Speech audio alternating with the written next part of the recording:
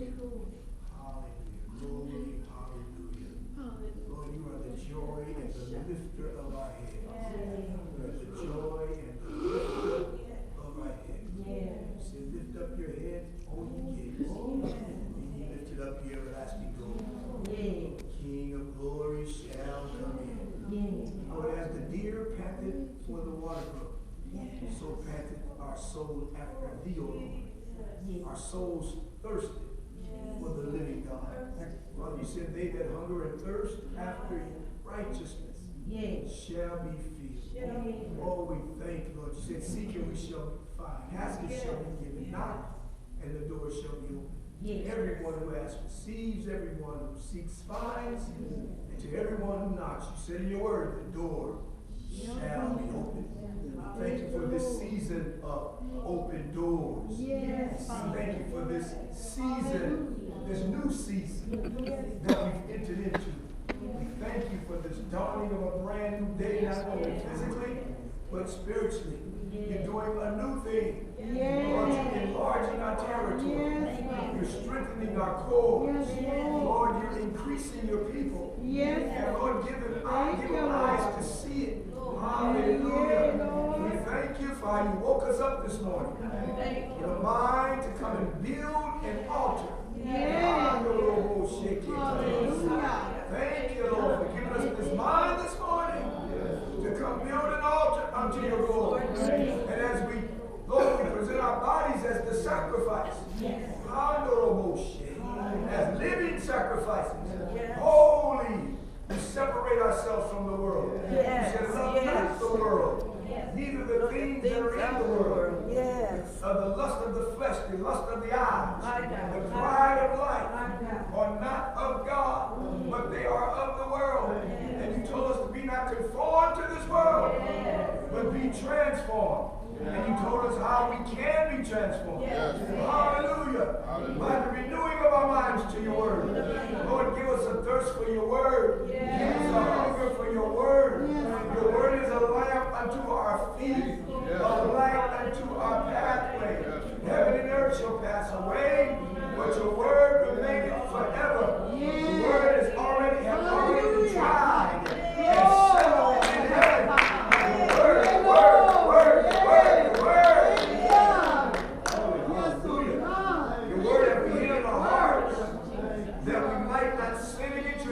Believe on you as the scripture has said. Out of our bellies, our innermost being, shall flow rivers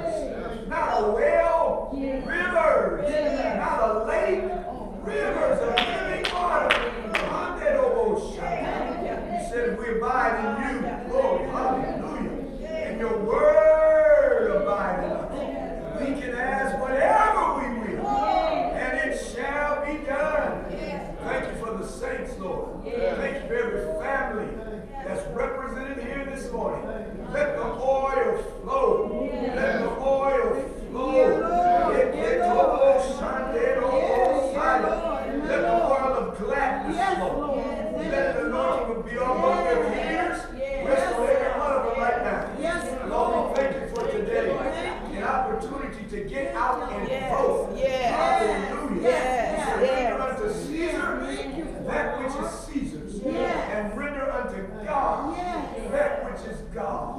We pray for your heavenly inspiration, Thank you, Lord God. your heavenly godly conviction upon our hearts as we go to the voting booth polls today.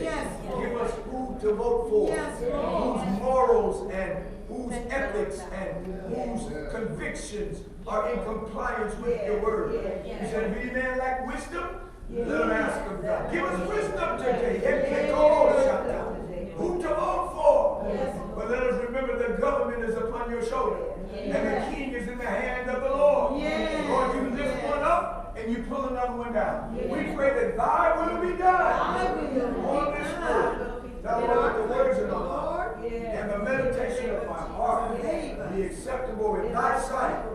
O Lord, my strength and my Redeemer. Let the church say amen. And let the church say amen again. Amen. Good morning, saints. Good morning. I guess two of y'all heard me. Good morning, saints. Good morning. Well, this is the day. Hey, Brother Green, let me tell you, Brother Green, the Lord has a promotion for you in the spirit. Hear this. In the spirit. Pray and ask him what it is. He's going to show it to you. All right?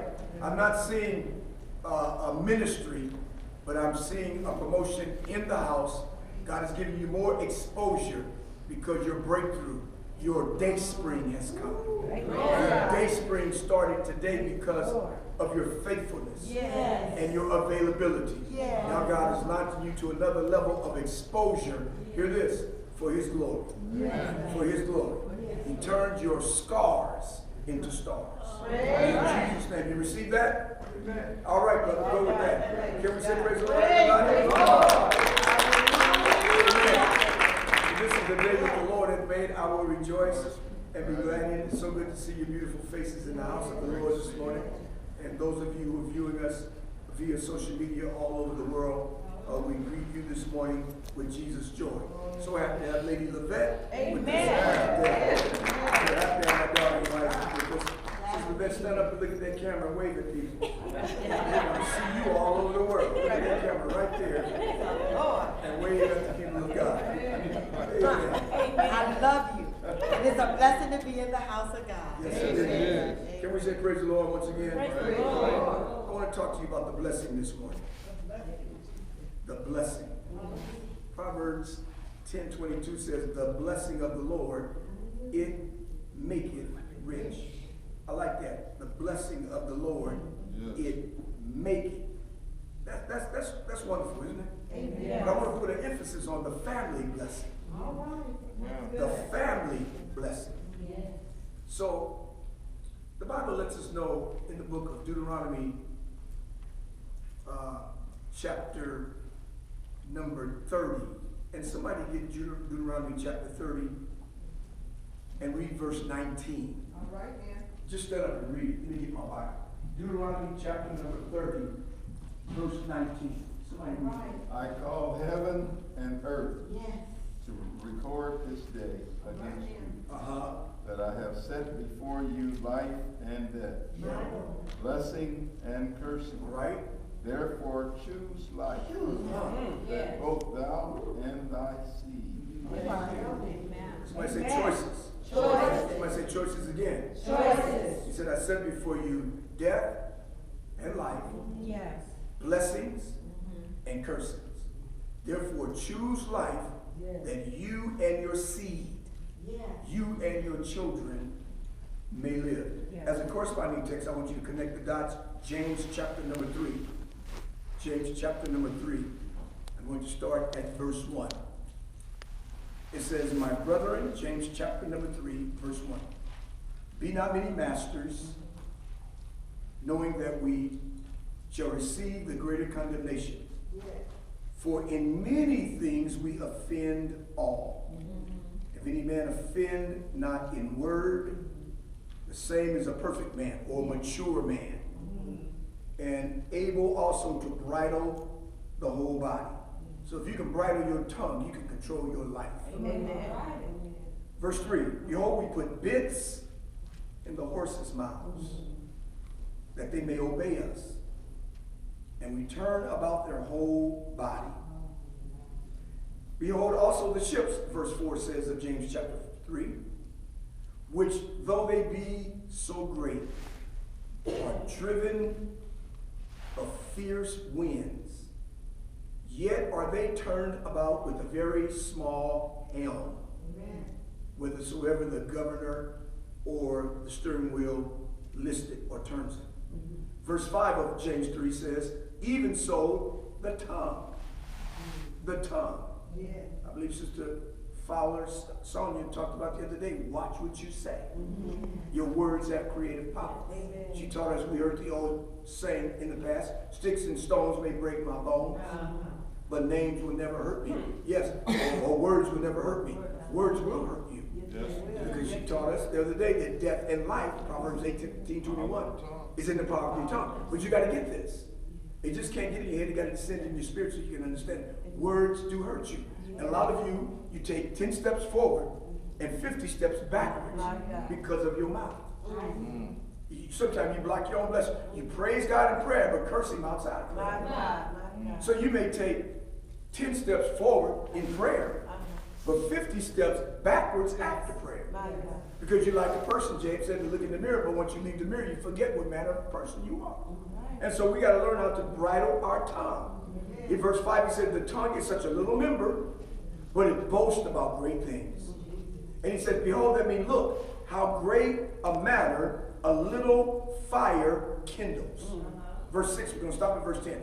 And the tongue is a fire, a world of iniquity. And it says, so is the tongue among our members, that it defileth the whole body, and setteth on fire the course of nature, and it is set on fire of hell. Verse 7, for every kind of beast, and of birds, and of serpents, and of things in the sea, is tamed, and has been tamed by mankind. Verse 8 says, but the tongue can no man tame. It is an unruly evil, full of deadly poison. Therewith, talking about the tongue, bless we God with it, even who is our Father. And with that same tongue, we turn around and curse men, which were made in the similitude of God. Finally, verse 10 says, out of the same mouth proceeded blessing and cursing. We just read that in Deuteronomy 10 and 30 and 19. I said before you, blessing and cursing. So James said, out of the same mouth in verse 10 proceeded blessing and cursing. He says, my brothers, these things ought not to be so. You ought not let blessings and cursing come out of your same mouth. Because out of the abundance of the heart, the mouth speaks. Are you tracking with me? Yeah. And so James 1:8 says a double-minded person, when you let blessings and cursing come out of your mouth, is unstable in all their ways.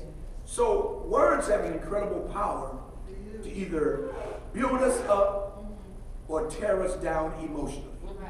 Your words can either build you up, hear this, or tear you down emotionally.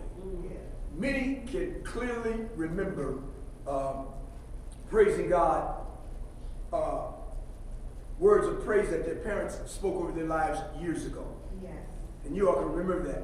And others of you can remember negative words that you heard from your parents when they spoke to you.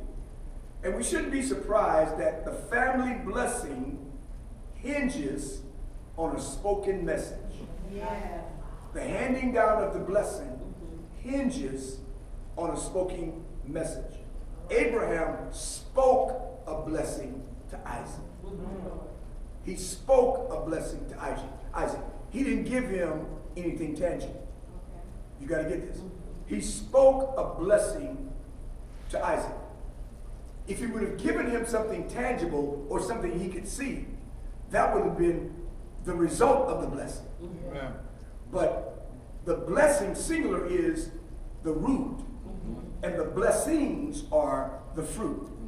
So one is singular and the other is plural. Abraham, who was Isaac's father, spoke the blessing to Isaac. Then Isaac, in turn, look at this generational blessing, spoke the blessing to his son, Jacob. He spoke the blessing. Abraham bestowed the blessing on his son Isaac, and then Isaac bestowed the blessing on his son Jacob. And look what Jacob does. He turns around and bestows the blessing on his 12 sons and 2 of his grandsons. Jacob, he spoke the blessing on his 12 sons that made up the 12 tribes of Israel. And then he spoke it on his grandsons. Esau was so excited when he was called in to receive his blessing. Why? Because years of waiting, he would finally now hear his father pronounce the blessing on him. Esau was so excited. He was waiting to receive this inheritance from his father. Yeah. In the Bible, a blessing, according to the word of God, is not a blessing unless it's spoken. Amen. A blessing, singular, is not a blessing according to the word of God unless it is spoken. So if you are a parent and you have children today, your children, hear this word, desperately need to hear a word of encouragement to you, from you to them. If you have children and grandchildren, your children desperately need to hear a word of encouragement, yes, from you. Believe it or not, ladies and gentlemen, a thief is loose, even right now, in many of our homes, who masquerades himself in fulfillment and accomplishment and success. And this thief steals from my children the precious gift of genuine acceptance and leaves confusion and emptiness in its place. And the villain's name is overactivity. Watch this. It can keep parents so busy. You can be so busy trying to make ends meet that you really forget to speak the blessing over your children. You could be so busy working, trying to make a living. So even with parents who dearly love their children, watch this. Sometimes we can live under the false pretense of thinking, yes, I love my children, but they know it. Amen. Come on. That's good. My children know I love them, so who has the time to stop and tell them? Well, the word said you need to stop and tell them. Yeah. Because the blessing can only be spoken, Yes, sir. not assumed. Amen. I don't know who I'm teaching to today, but I got 3 more minutes. I think I'm going to take every second in it. Parents who fail to speak words of blessing over their children, watch this now, often drive their children in 2 directions. Your children can become a workaholic, working so hard to try to earn your praise, or they may withdraw from you, totally giving up any attempts to get mom or dad's approval, because you've never verbally articulated, I love you, I'm proud of you. As I grow and mature and understand, I understand that you are a gift to me. Children, the Bible calls children a gift from the Lord. And when negative words are spoken to your children, even when you say it jokingly, hear this, you mark that child for life. You tell your child, you're going to be just like your daddy, and he ain't no good, and you ain't going to be no good. And the reason why you say that is because you don't like his daddy. Because there's something happened between you and the daddy. But you can't make that child a pawn because you and the daddy. But when you speak negative words, your words have creative power, and you have just cursed your child. Huh? So that's so much I can say. And you just can't be so busy working, trying to make money, because the Lord revealed to me, some people are so poor, hear this, all they have is money. Boy, that's a mind blow right there. You got that, Brother Callahan. I can tell you. Some people are so poor, all they have is money. I was in the most opulent place that I've ever been in a long time yesterday. My wife and I, for 14 hours. I had no idea where we were going. I thought we were going right in the riverside. I said, oh, no, honey. She said, we got to go to Newport Beach. Wow. We started off early in the morning. Had to be there about 8 o'clock. We go up into Newport Beach. And you can take me off of the live right now, because what I'm going to tell y'all is something that I don't want everybody to hear right now.